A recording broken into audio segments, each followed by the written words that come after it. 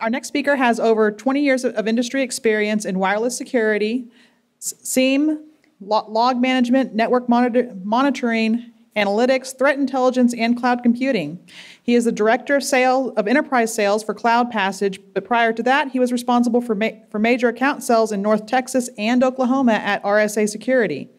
He's a Dallas resident with an MBA degree from the University of Texas at Dallas and a BBA from the University of Texas at El Paso. Today, he will be presenting how to secure your public, private, or hybrid cloud on demand anywhere at any scale with 6 critical criteria for cloud workload security. Please help me welcome Steve Armendariz. Sorry. Armendariz. Sorry. I have trouble saying it. Thank you. Thank you. So I look around the room and I see people who, like myself, are old enough, experienced enough to remember a time when security was easy, right? I like to say that when I first came into the field a little over 20 years ago, we didn't even have a data center. We didn't have physical servers. We had a computer room, right? A single room that was cooled with raised floor, card key access, and a mainframe in there. And most of the time, the lights were off, right? We went in there every once in a while to change the paper, maybe rotate some drives, so on and so forth, right? So it was really easy to tell who the bad guys were. And, you know, we had a handful of operating systems, so the maintenance and day-to-day care and feeding were minimal, right? But boy, times have changed. Hopefully everyone recognizes the apex figure in computer security. That would be Neo from the Matrix, right? In today's world, the bad guys look like the good guys. We run out in, you know, the wild, free world. We're vastly outnumbered. We have very little control over external environments. And I think most importantly, it's pouring rain on us, right? As a result, everyone should recognize this. This is a very simplified network diagram of a classical data center network architecture, right? And there were a number of security tenants that were in place at the time that this was a most common architecture, right? And just to highlight some things, we have some critical servers, probably running key applications.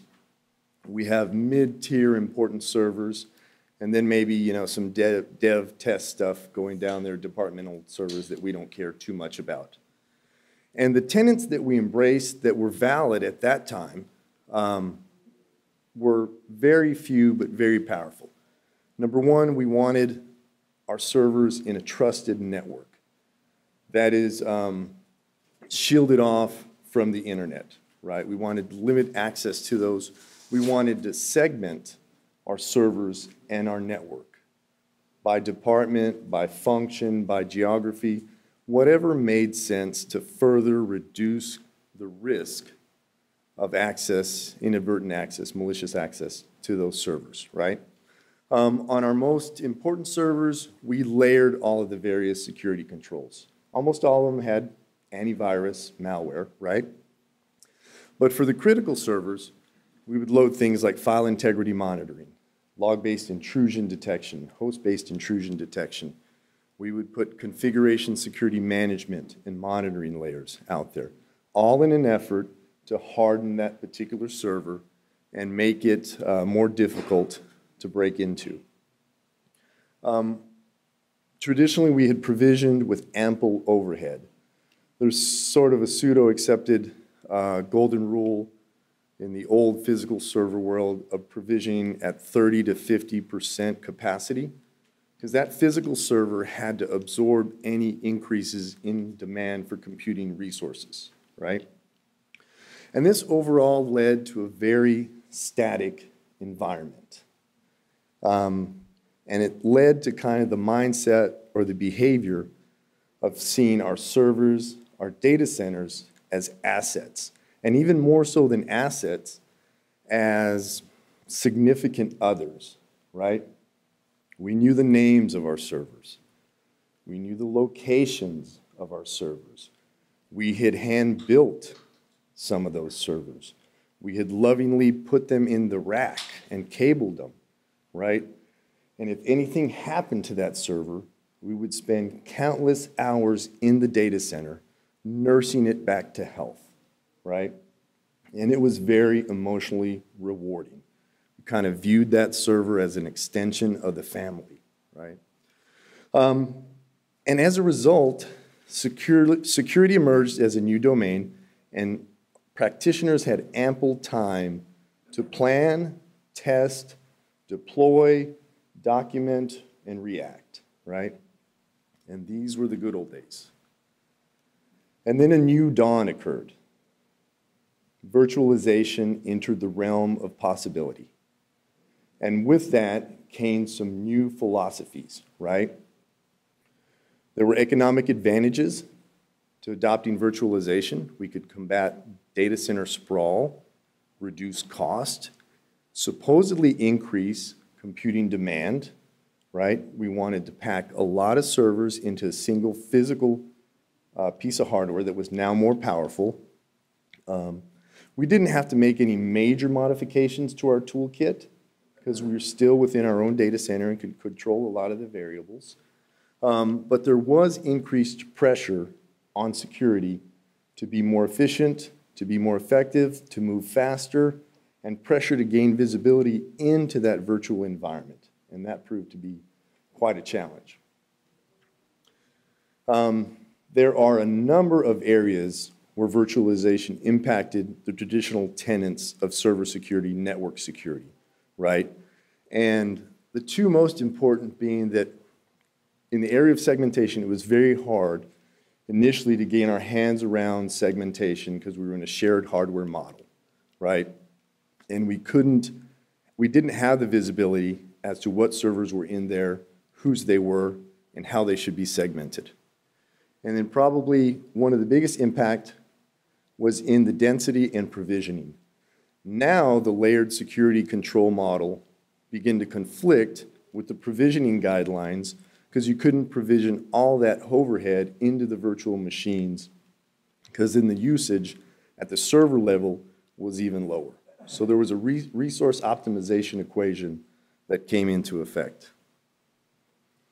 And where we are today is in the world of utility computing, right? Beginning to understand, adopt, and embrace what we call cloud servers, cloud server workloads, or simply a new parlance has emerged, the workload, right? And these cloud workloads share some unique characteristics. They're on demand, they're elastic, they're agile, they're cloned, orchestrated, and automated. And what that really means is the cloud itself can sense the need for greater computing resources and in a hands-off fashion initiate, create more server workloads, greater density to respond to that need for greater computing resources. These servers can be containerized, right? Several servers within a container moving to wherever they're needed, whenever they're needed. Potentially, they could be never patched, right? It might make more sense to fire up 300 new servers with a different build than to patch the 300 that are running right now, right? And these are the decisions that we get to make as practitioners today. And part of what's fueling the momentum behind cloud computing and utility computing is DevOps, right?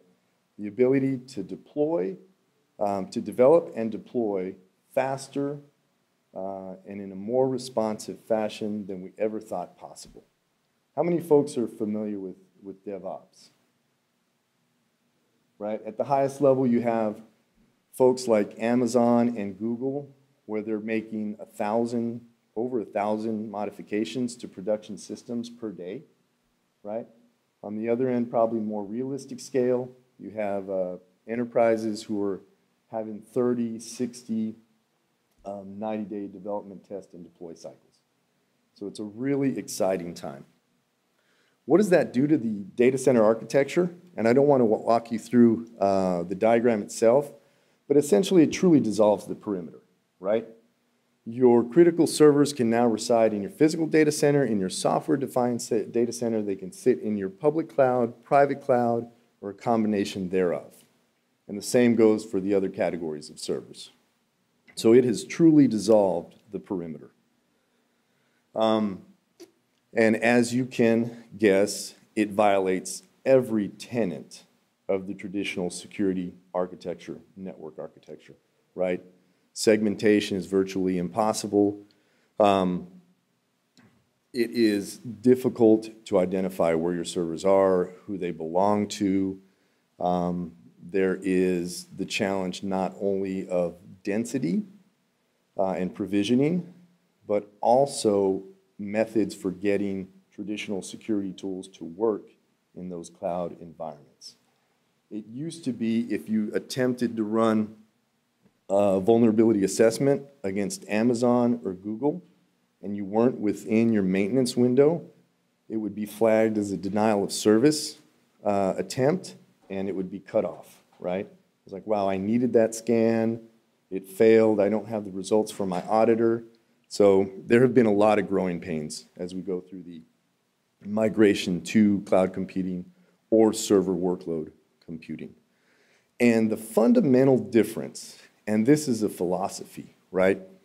These are no longer the servers that you raised, from the time they were but a little PC to a big powerful server. This is not test dev 1 that sits in my RCH data center, right? This is an application building block. It's a Lego, guys, right? It is a capability that delivers business functionality. You're not going to know its name. Again, you're not going to know where it sits.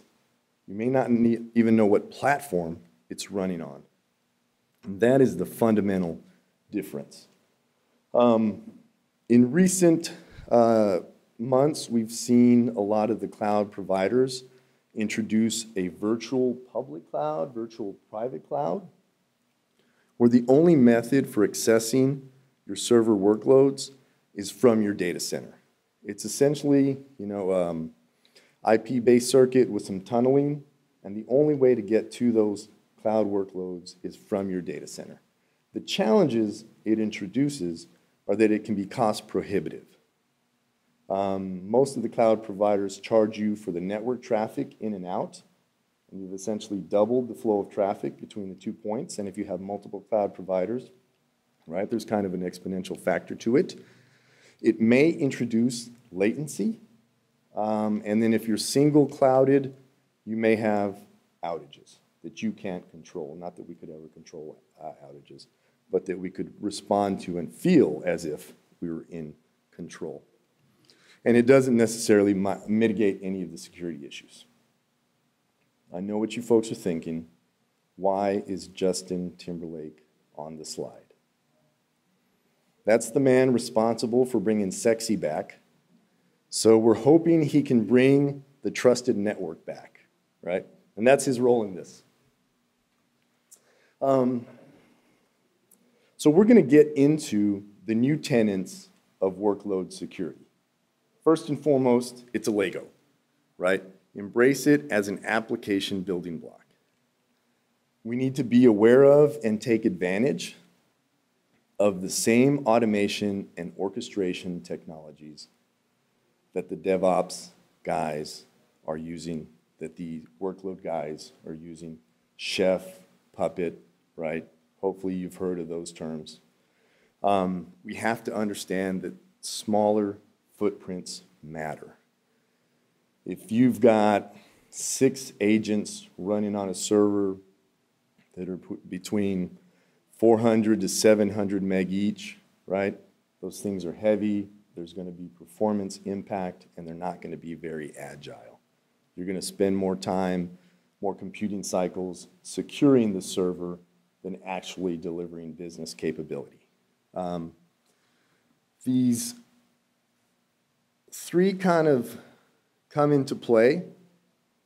We want to provide our security analysts and our bosses, right, the executive teams, with tools that work intelligently, that minimize frustration, that maximize visibility, and that integrate with existing platforms and processes that we've already put into place. Your migration to the cloud as you move key applications, as you test new applications out there, should not drive the need for an entirely new tool set, right? Expense, expertise, quality of life, all factor into how we can approach this in a more intelligent manner. And one of the great challenges is that we need to first understand the communication between workloads in a software-defined data center in public cloud and a private cloud, and then we need to go about systematically enforcing, limiting the communication, right? And that, number one, is predicated on visibility. But that's not to say all of the old disciplines, right, are no longer valid. We have to do the nuts and bolts, right? We have to do host firewalling. We've got to do strong authentication, right? We've got to monitor configurations. We've got to discover and address vulnerabilities. The response may be very different. At CloudPassage, we have a very, very large customer that has over 60,000 workloads. It flexes between 60,000 to 100,000 workloads. None of their servers live longer than 7 days. They recycle their workload every 7 days, which is just unimaginable, right? They don't patch. They don't change security configurations on a live host. If it doesn't meet the new benchmark, the new image, systematically bring them down, fire them back up, right? It's a wonderful, wonderful world. We ask them to explain their patch management process, right? And they say, heck, all we do is identify a new build and clone it, right? There's no patch this server, that one's not patched, have we accepted the vulnerability, any of that stuff, right? It's definitely different world. One radical point, and I'd love to hear some of your input after the discussion, can we stop using antivirus? Is it delivering enough value? Are there alternative approaches? Is it still an effective security control?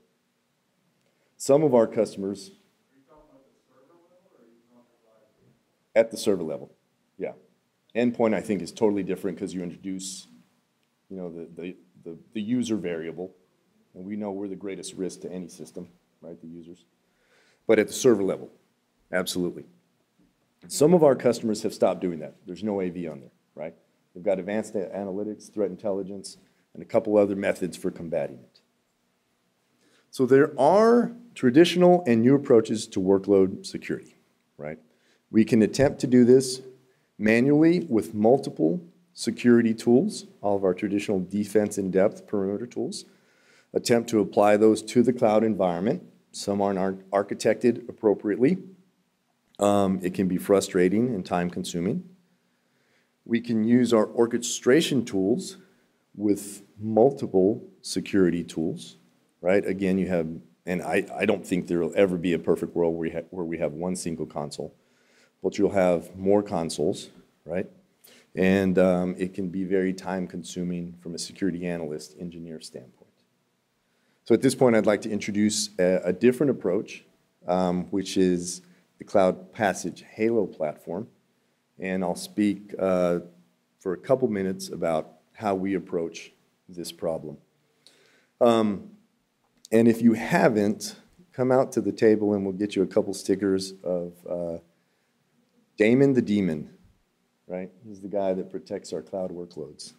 He's our unofficial mascot.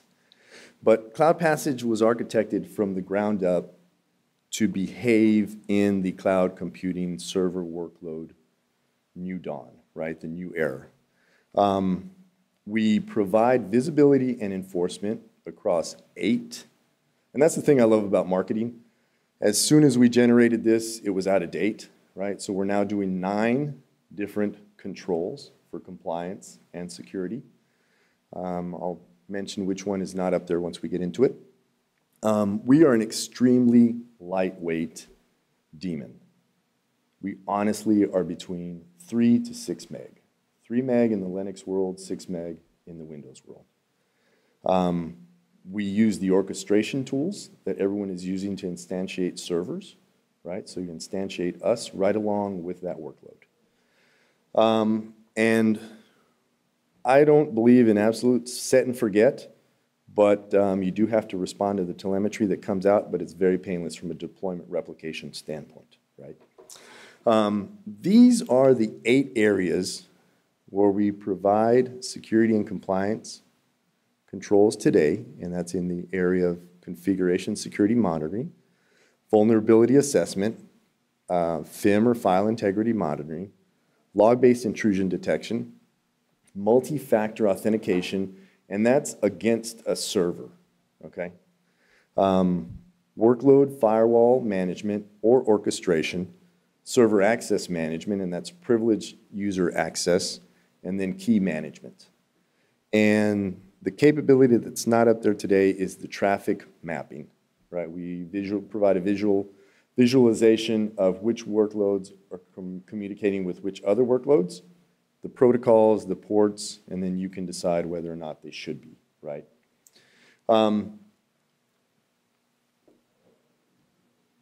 So this is an integrated framework that is designed to provide normalized security and compliance controls.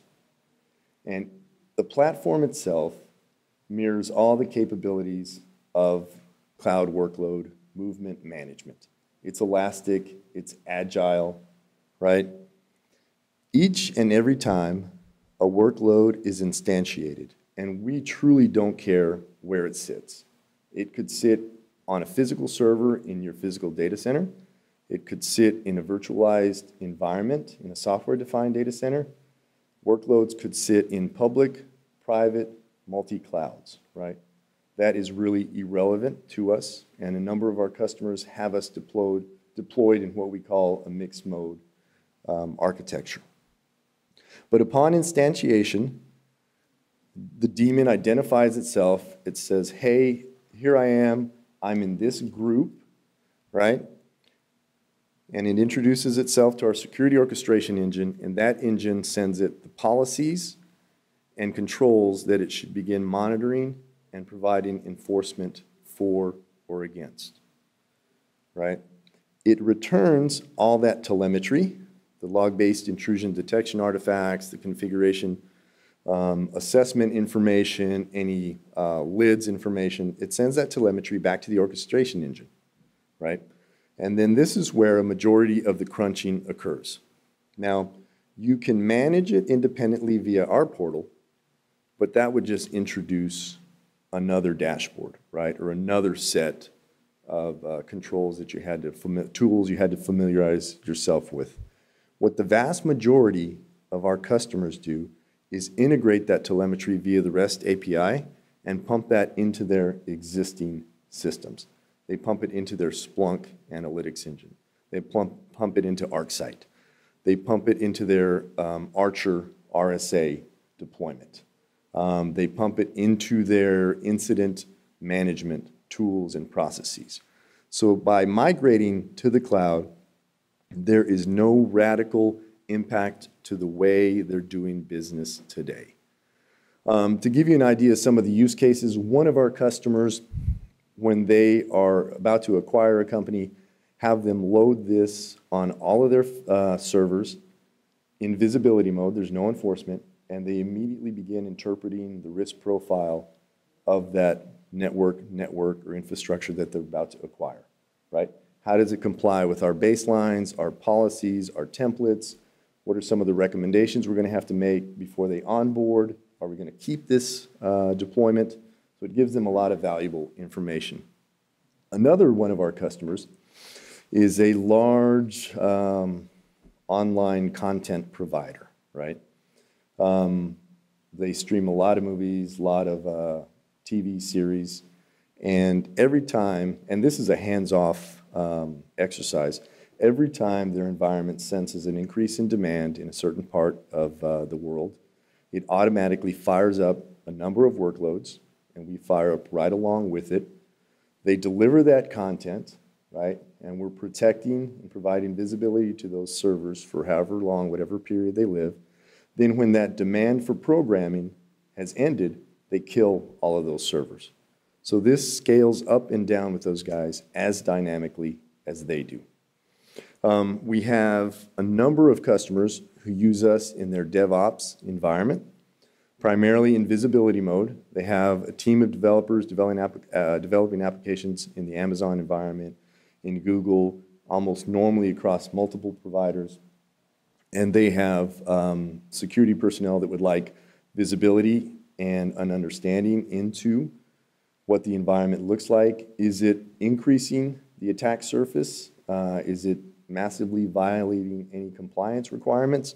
And they get a very, very strong understanding, and in most cases, peace of mind that, hey, the developers aren't really doing anything bad, right? They're smart guys, they know what they're doing, but at least I have my arms around the infrastructure that they're using.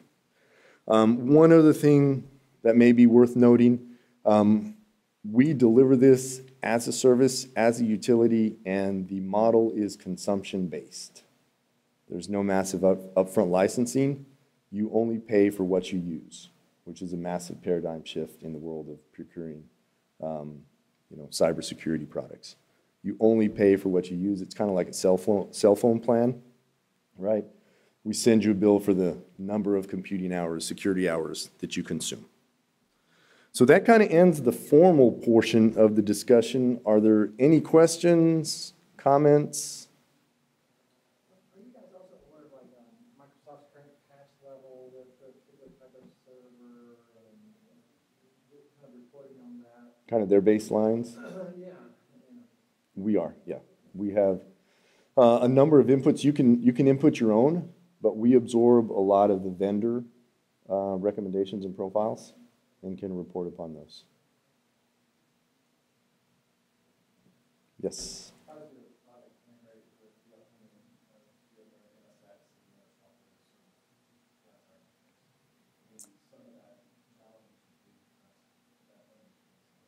Yeah, absolutely. It's a moving target, right?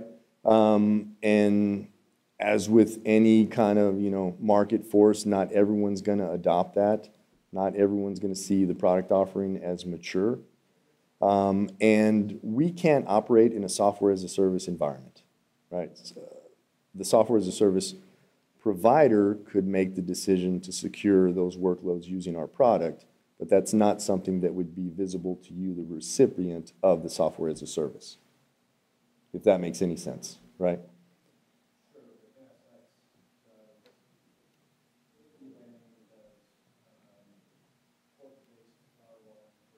Mm-hmm.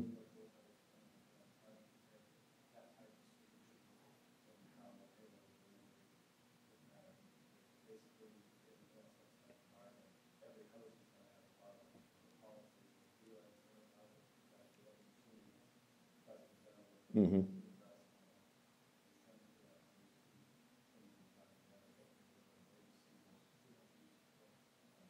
Yeah, that's a great question, and the details are probably better answered by my SE, because I know my expertise and my depth. Any other questions, comments, salacious rumors?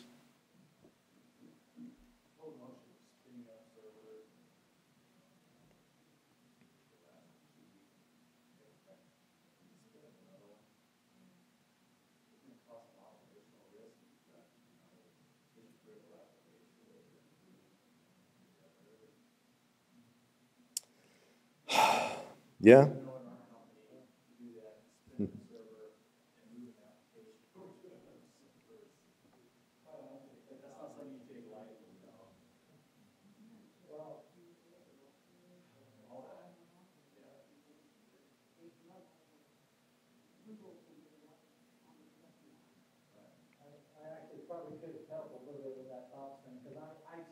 little bit of a hard time getting my head wrapped around. You just spin it over here and you just flip stuff over. I have a friend of mine that worked at a company, and it was not for them to do a maintenance cycle, and they had a concept of stuff like that. And they did maintenance in the middle of the day.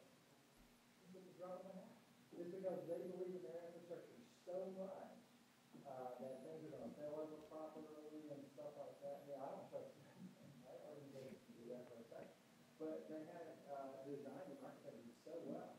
And just right there in the middle of the day, turn them off, and whatever maintenance. So I like you, it's like, you better be sure, and you know you can trust your VR quite a lot. Yeah.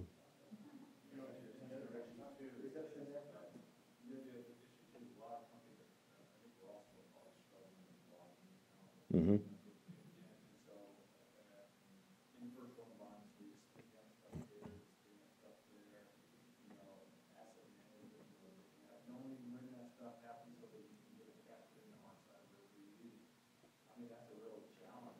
It makes it real exciting, I can tell you that much. Yeah.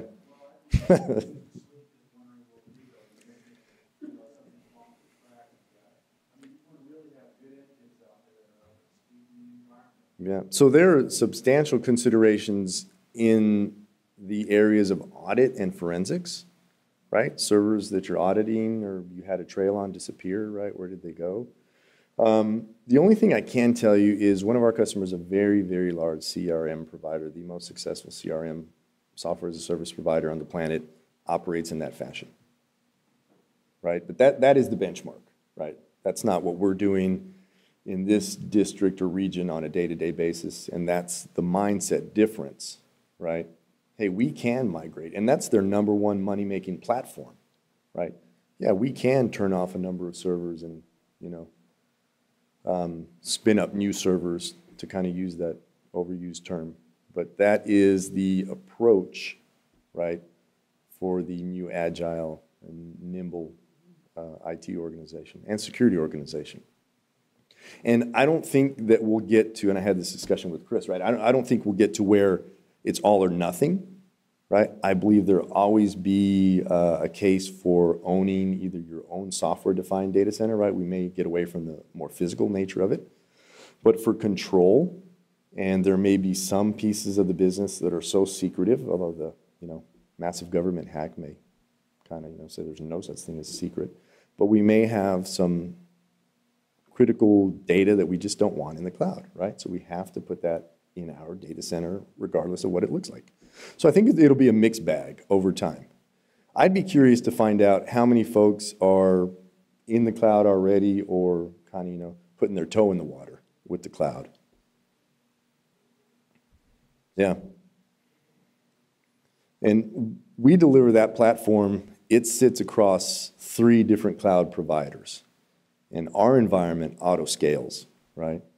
On any day, we'll have X, but there may be periods of time where we have 2X, 3X demand as we add new customers. That thing dynamically grows and shrinks.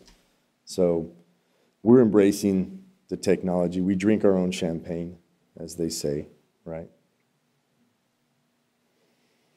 Okay, so this is the second to last session, and you guys are still here, which tells me you're either really maximizing the value of the conference, or like me, you're getting out of all the kids' activities and honeydews that are waiting for us when we get home. Thank you very much. Once again, Steve Armendariz, CloudPassage. If anything I said was interesting, come see us at the table. If you want to, you know, discuss any of the finer points, call me an outright liar. Feel free to. Okay, thanks.